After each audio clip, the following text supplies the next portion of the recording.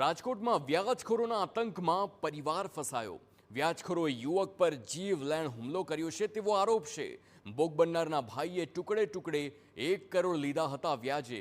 રૂપિયા વ્યાજે લેનાર વિશાલ વિરડા છેલ્લા 8 દિવસથી ગુમ છે। વિશાલ ક્યાં છે તેમ કહી ભાઈ દિલીપ વિરડાને માર મરાયાનો આરોપ છે। વ્યાજખોરો 1 કરોડના 10 કરોડ માગી રહ્યા હોવાનો પણ આરોપ છે। ભોગ બનનારના પિતાએ વ્યાજખોરો સામે નોંધાવી છે પોલીસ ફરિયાદ। ન્યાય ન મળે તો સમગ્ર પરિવારની આત્મહત્યાની પણ ચીમકી છે। વ્યાજે નાણાં લેનાર યુવક પર આરોપીઓના ગંભીર આક્ષેપ છે।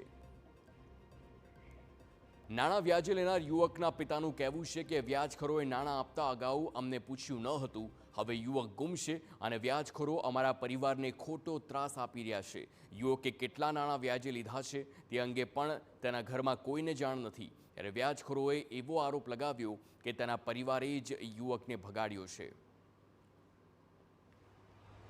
હું કમિશનર સાહેબને વિનંતી કરું છું અને ગૃહમંત્રીને વિનંતી કરું છું કે આના ત્રાસમાંથી અમને મુક્ત કરાવો।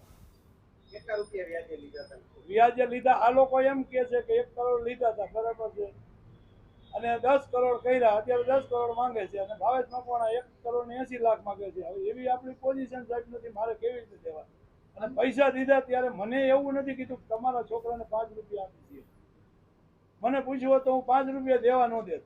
વડવાજરી પાસે વડવાજરીના ગેટની સામે મારી કારની આગળ એક અજાણ્યા શખ્સોએ બાઇક રાખી અને ઉતરીને સીધું જ મારવા માંડ્યા। અને ખાસ કે ભાઈ તારો ભાઈ ક્યાં છે ને તારા ભાઈના પૈસા નથી દેવાના, તમે જ હંતાડ્યો છે ને બીજે એમને કીધું છે ને આ બધું શું છે કે આવીને સીધા મારવા જ માંડ્યા। કાંઈ પૂછ્યું જ નહીં શું હતું, સીધું ભાઈને હંતાડ્યો પૈસા પર। ટૂંકમાં મારા ભાઈનો જે પ્રશ્ન હતો એને એનો ખાર છે ને આખો મારા ઉપર ઉતારી અને મારા ઉપર જીવલેણ હુમલો કર્યો છે।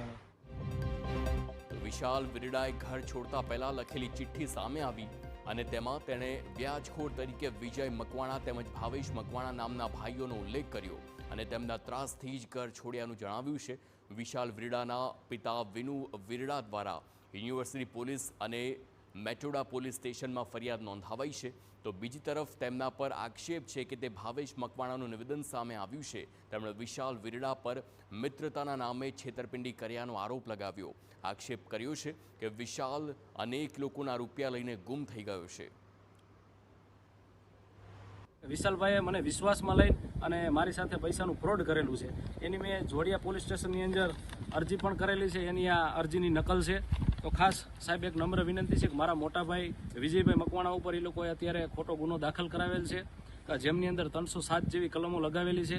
તો સાહેબને નમ્ર વિનંતી, સાહેબ આમાં ખરેખર ચકાસણી કરે અને ખાસ કે વિશાલભાઈ છે એ હરેક અમારા આહિર સમાજની અંદરથી નાના મોટા બધા લોકોના 1, 1.5 કરોડ 2 કરોડ આવા પૈસા લઈને જતા રહેલા છે।